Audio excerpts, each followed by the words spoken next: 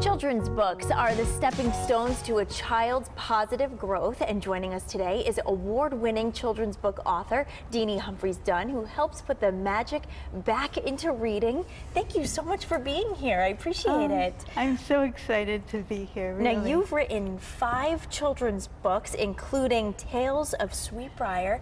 Talk to me about, first off, what inspired you to write children's books? How did you get into this?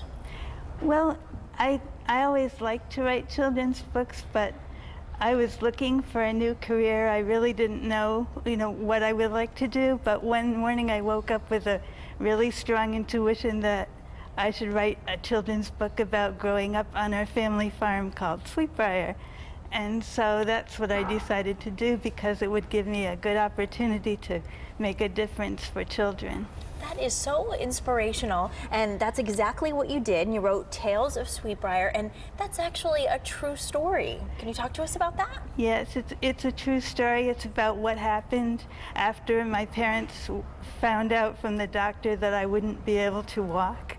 My dad had a few choice words for the doctor. He picked me up and stormed out of there. He said, "Don't pay any attention to him because he's not right." He said, "I'm going to teach you to ride, and we're going to do some great things together." So that was the plan. We were going to surprise people with what we did, because the one thing I wanted to do more than anything was be a champion horseback rider. And that is so moving, and I was just looking through it, and there are actually pictures of you in there as well. Yes, there are pictures of me, and there's one with my horse. And I know that you said that your sister helps illustrate these books as well. Yes, my sister is just amazing. She's such a talent. She not only illustrates the books, but she also draws the pictures for the covers.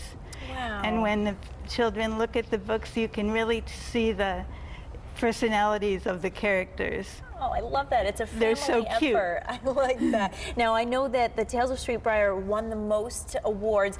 Talk to me about how it must feel to put your own personal stories, your own personal struggles into something, and then have it be recognized for, a wonderful piece of art. How did that feel when you started to win awards for this?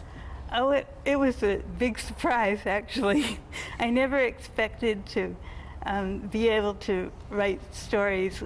When I was little, my parents always said, "You should write stories when you grow up." And I said, "What a silly idea. I could never do that, but look what happened." And you have 5 here. Are you working on any other projects right now? We have a couple of projects that we're working on. We're always working on something. I'm working on revising one of the books, and I started a new one. Is it fulfilling for you when you see children reading your book, or just knowing that they have it at home?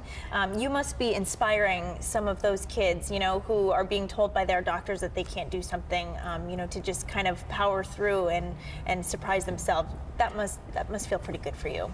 Yes, I think it's really good, because when I grew up, giving up on something was never an option, and so I want children to know that, most of all, you should never give up on your dreams, because no one knows what you can do, really, and you're in charge of what you can do.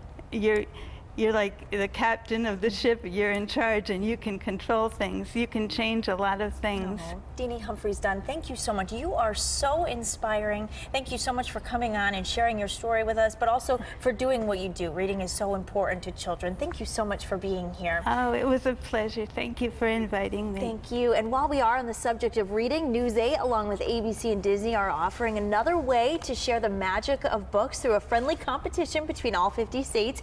You can vote for Connecticut to receive 100,000 books by going to firstbook.org/vote. If our state is chosen, these books will go to those in need around the state. Now let's send things over.